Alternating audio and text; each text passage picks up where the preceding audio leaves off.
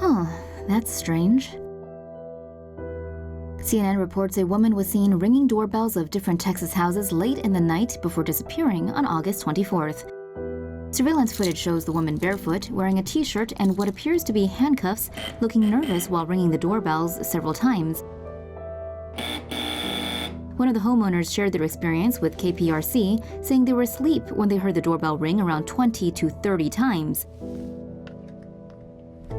The homeowner said her husband got up to check who was at the door. Weirdly enough, no one was there. It seemed like the woman just disappeared. The Montgomery County Sheriff's Office said they're investigating the suspicious incident. What do you guys think? What was the mysterious woman up to? Here are some more mystery stories. Murder mystery grips Italy.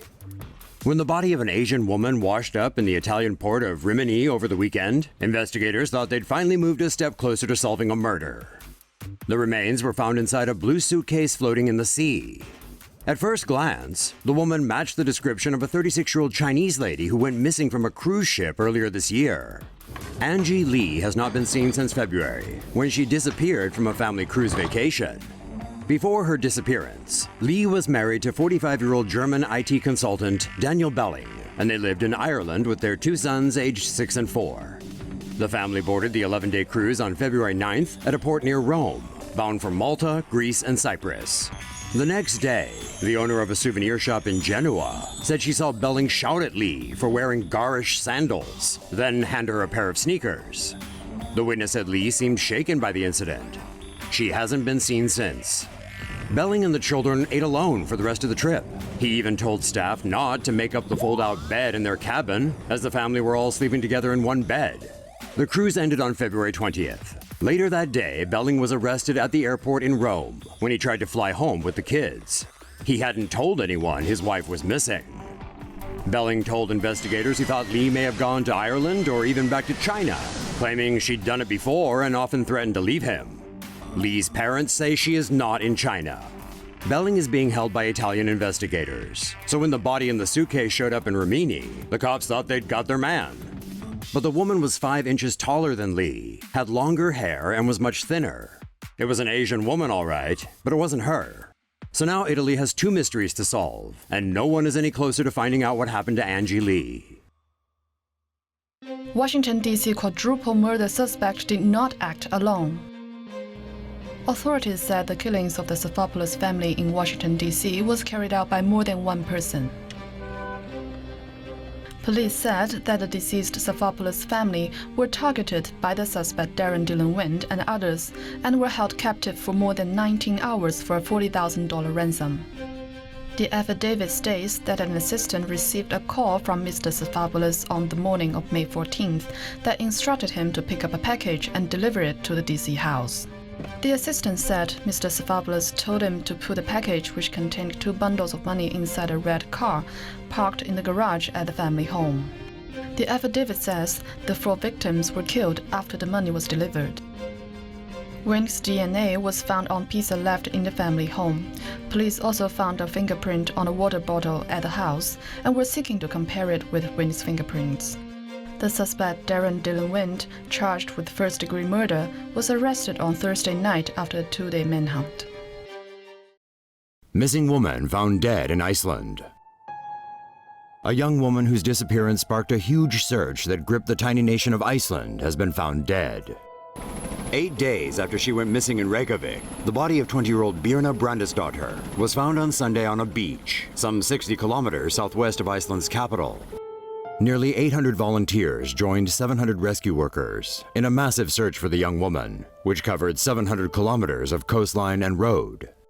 2 fishing trawler crew members from Greenland have been arrested on suspicion of murder.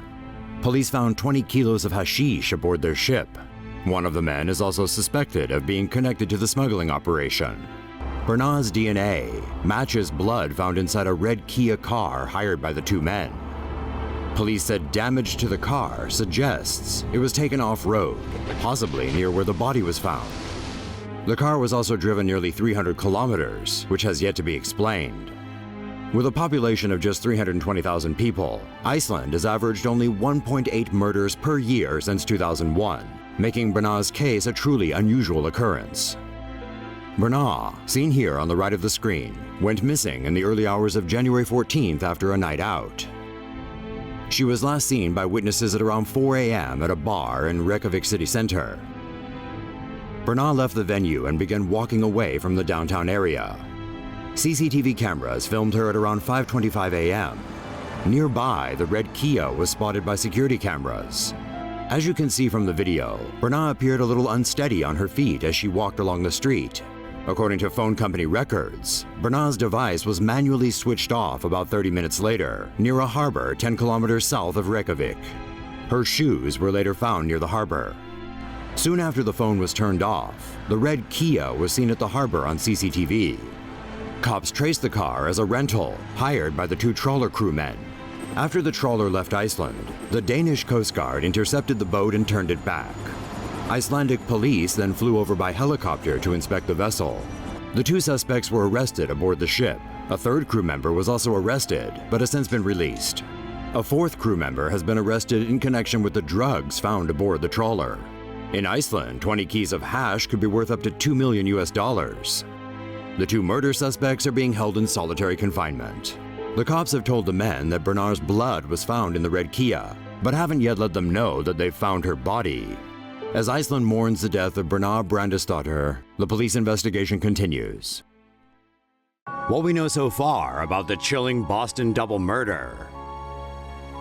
More details have emerged about the gruesome killing of two Boston anesthesiologists, as authorities try to piece together what happened that tragic night. On Friday, suspect Bampumen Texera somehow managed to gain entry into the doctor's penthouse on the 11th floor, which was only accessible with a key. A friend alerted the police after receiving a text message from Dr. Richard Field, saying there was an armed man in his house. Officers arrived to find a set of keys on the floor outside the apartment and used it to open the door when no one responded to their knocks.